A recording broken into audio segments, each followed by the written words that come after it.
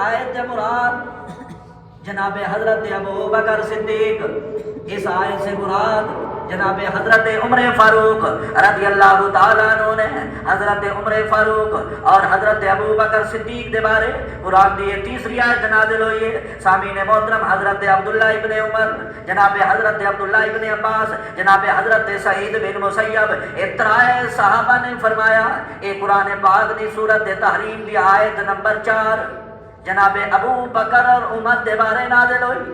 لیکن قربان جائیے حضرت حسن بصری رضی اللہ تعالیٰ عنہ تو حضرت حسن بصری فرماتے ہیں یہ آیت جناب ابو بکر، جناب عمر، جناب عثمان دے بارے نازل ہوئی، لیکن حضرت مجاہد رضی اللہ تعالیٰ عنہ فرماتے ہیں یہ آیت 4 یاراں دے بارے نازل ہوئی۔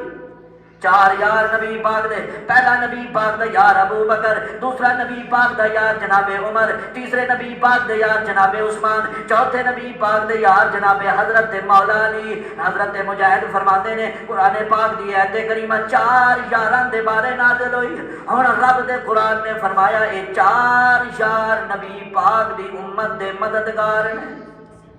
یہ 4 یار جڑے نبی پاک صلی اللہ علیہ وآلہ وسلم دی امت دے مددگار ہیں۔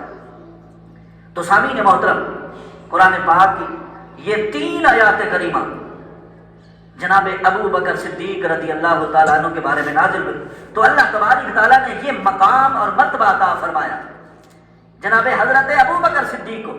پہلی آیت ابو بکر صدیق کے بارے میں جو نازل ہوئی قرآن پاک کی سورت توبہ آیت نمبر 40، اور دوسری آیت جو نازل ہوئی قرآن پاک کی سورت آل عمران آیت نمبر 59، تیسری آیت جو ابو بکر صدیق کے بارے میں نازل ہوئی سورت تحریم آیت نمبر 4۔ تو اللہ تبارک تعالیٰ نے ابو بکر صدیق کے بارے میں قرآن نازل فرمایا اور قرآن پاک کی یہ 4 آیتیں نازل فرمائی۔ قرآن پاک کی یہ 3 اور 4 آیتیں نازل فرمائی۔ تو سامعین محترم، ابو بکر صدیق وہ ذات ہے جس کو اللہ تبارک تعالیٰ نے قرآن میں ذکر فرمایا۔ ابو بکر اتنی شان والا ہے۔ تو سامعین